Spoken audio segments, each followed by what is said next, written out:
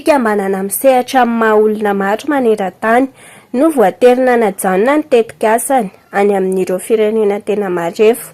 Isan'ny voatery mampiena ny fanampiana tolony ihany koa ireo ratsy mangaika ny firenena mikambana. Ny fampiena any Etazonia ny fanampiana omeny no antin'izany. Toana ho an'ny olona marefo. Namoaka fanambarana ny tahirin'ny firenena mikambana momba ny mponina.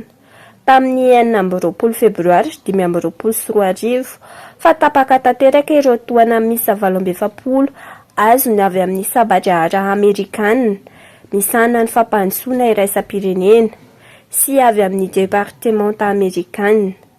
Hisy fiantraikany avy hatrany amin'ny vehivavy sy ny ankizivavy amin'ireo mpiasan'ny fahasalamana sy ireo mpisehatra amin'ny fanampiana ny mpiarabelona izany fanapahan-kevitra izany, hoy ny fanambarana amin'ny ankapobeny.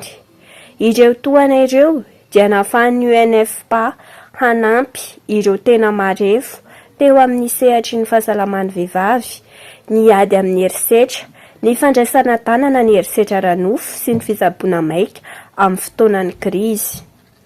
Tsy ny UNFPA irery ihany anefa no misedra olana ankehitriny fa ny fikambanana maro maneran-tany. Isan'ny mizaka ny vokatra izany ihany koa i Madagasikara, izay miankina betsaka amin'ny toana avy amin'ireo mpiara-miombonanto karabola sy ara-teknika. Ny faran'ny herinandro teo dia nilaza ho velom-pananiana i Antonio Guterres, sekretara generalin'ny firenena mikambana, manoloana ireo tatitra voaraina avy amin'ireo ratsa mangaika ny firenena mikambana sy avy amin'ireo fikambanana tsy miankina maro misehatra amin'ny maha olona sy amin'ny fampandrosoana. Hiatraika amin'ny amin'ireo fandarana asa manan-danja sy ny fanapahan'ny Etazonia ny famatsiam-bola. Araka ny nambarany, ireo vondron'olona marefo izay vao miarina tao aorian'ny ady na tao aorian'ny loza voan-janahary no tena iaina ny voka-dratsiny izany. Hiatraika amin'ny sehatry ny fampandrosoana amin'ny ady amin'ireo mampiorohoro sy amin'ny ady amin'ny zava-matombelona maneran-tany ihany koa izany, araka ny nambarany.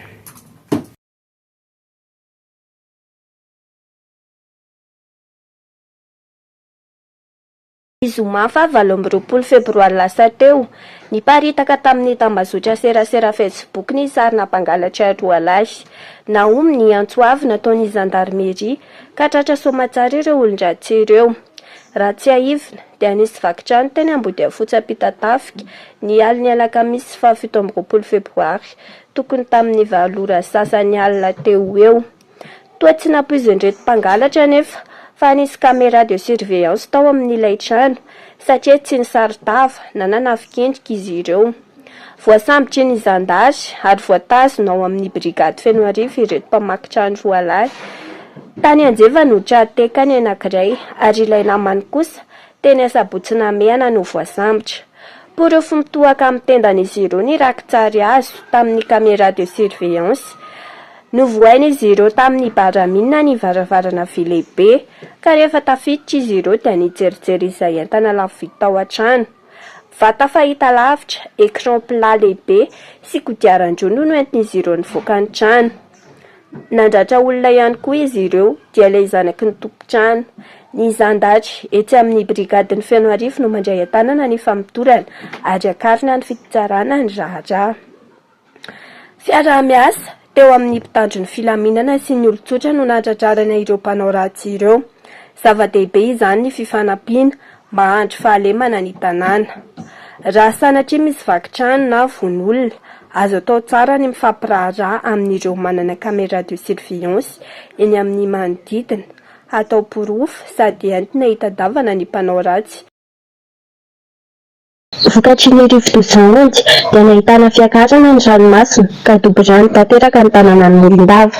Tahaka ny efa fanaony dia nirotsaka tsehatra mamonjy ireo triabona any an-trano avy ny zandary any an-toerana no tarihin'ny kolonely Lafane Varson ny aritra lay avy.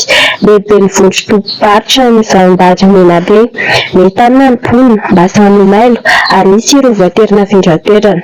Araka ny fanavonany manam-pahefana dia nalefa mampifaritra na ny katriaky sirasira sy Tanambao, komina Morondava ireo olona lasibatry ny fiakaran'ny rano ireny. Efa ny zoma alina no miasa ireto zandary ireto hatramin'izao androany izao.